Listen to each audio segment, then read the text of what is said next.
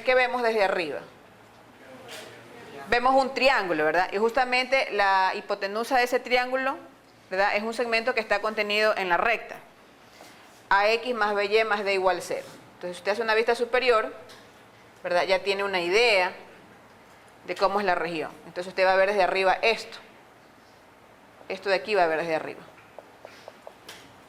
Bueno, este sigue siendo el intercepto con el eje Y, el intercepto con el eje X. Entonces, y esta recta que está aquí es AX, mejor dicho, es un segmento que está contenido en esta recta.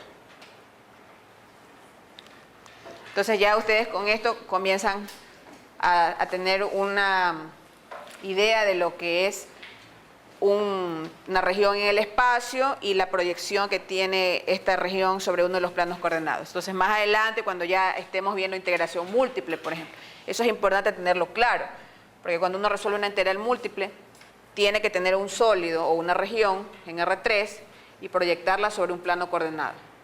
Entonces, lo que se proyecta sobre el plano coordenado sirve a su vez para definir los límites de la integral.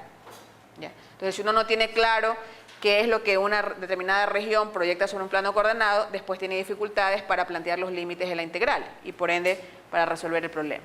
¿Bien? Entonces, esa es la motivación, digamos, para más adelante, que ustedes vayan viendo siempre los diferentes elementos del plano. En este caso también podemos hacer una vista frontal, también veríamos este triángulo, y podríamos hacer una vista lateral donde veríamos este triángulo de acá y así sucesivamente. Claro, ahora también es importante saber si un plano puede delimitar una región, porque si no, pues no tiene sentido el problema, ¿no? En ciertos problemas usted necesita una región en 3 dimensiones, sólida, en otros casos una región plana. Vamos a ver a continuación los tipos de planos, así como hay rectas paralelas, perpendiculares, secantes. Bueno, en los planos también hay ciertas definiciones que hay que tenerlas presentes. Entonces vamos a ver tipos de planos.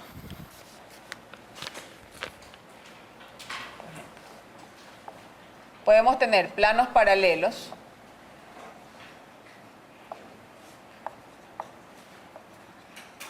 planos coincidentes,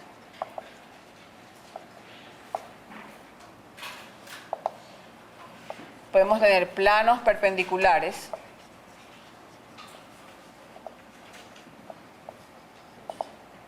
planos secantes.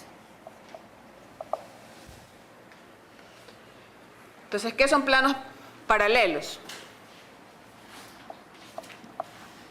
Son aquellos cuyos vectores normales también son paralelos.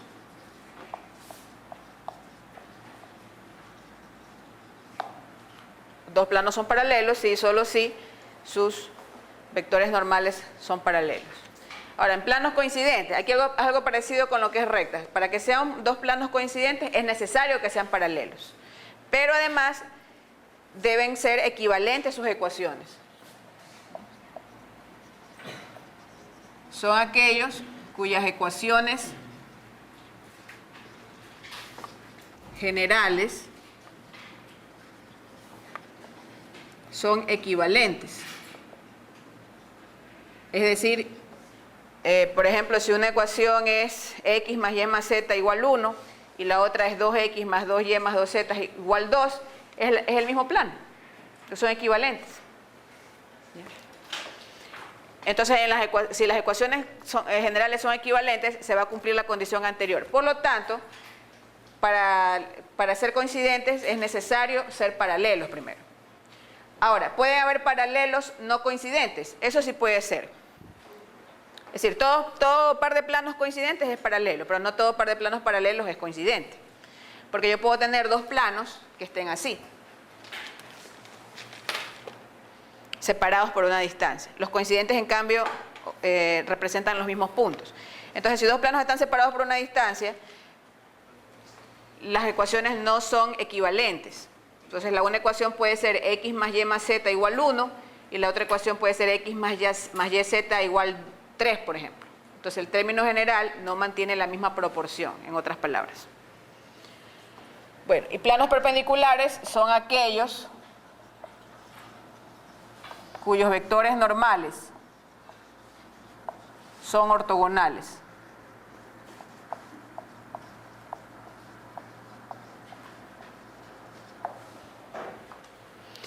Y planos secantes son aquellos que se intersecan en una recta. O son aquellos cuya intersección es una recta. Son planos secantes. Entonces, si tenemos un plano que, por ejemplo, es esta carpeta de color amarillo y el otro plano lo interseca en una recta, entonces son secantes. Ahora, cuando los planos son paralelos no coincidentes, esa recta no existe. Por lo tanto, no son secantes. Si los planos son coincidentes, tampoco, porque estamos hablando del mismo plano, ¿ya? Ahora, si los planos son perpendiculares, entonces son secantes. Y la intersección, pues, entre ellos forma aquí un ángulo diedro, cuya medida es de 90 grados. Pero de ahí pueden haber otros planos que estén así inclinados, ¿no? El ángulo diedro diferente, y también son secantes. Entonces, justamente en el último caso, bueno, vamos a poner un ejemplo rápido de los primeros, pero en el último caso donde nos vamos a detener un poquito más. Porque en el caso de los planos secantes, uno puede definir, por ejemplo, ángulo, ¿sí?, la medida del ángulo,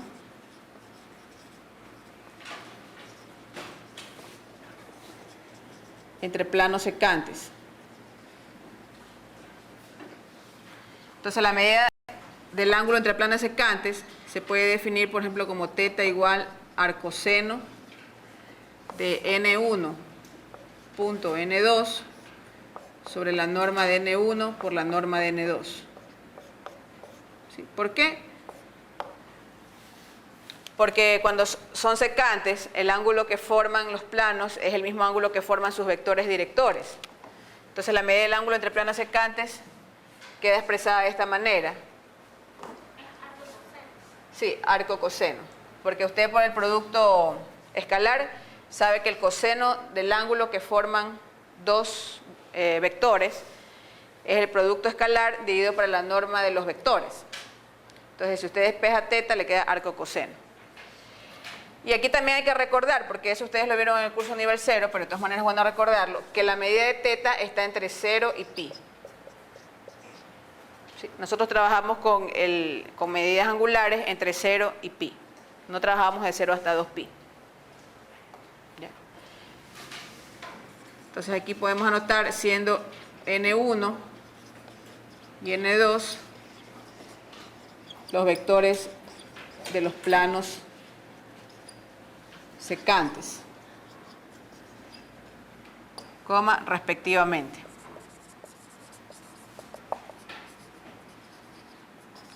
Ya sabemos que también que los vectores normales por definición no pueden ser nulos, por lo tanto esa expresión siempre está definida, porque nunca vamos a tener división para 0.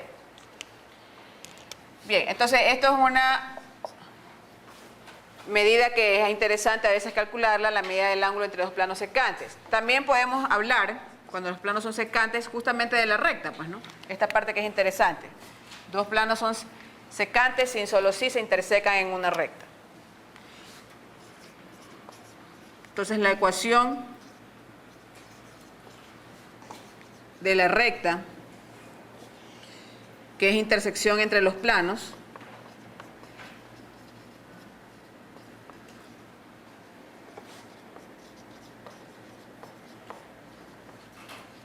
¿sí?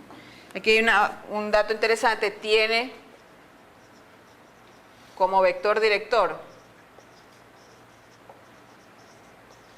D igual a N1 cruz N2.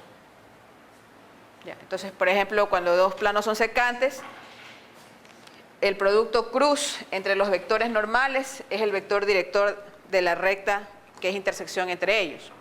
Y de ahí el punto que utilizamos para definir la recta puede ser un punto cualquiera, pero que esté en la intersección, ¿no? Y P sub 0, elemento de L, debe ser elemento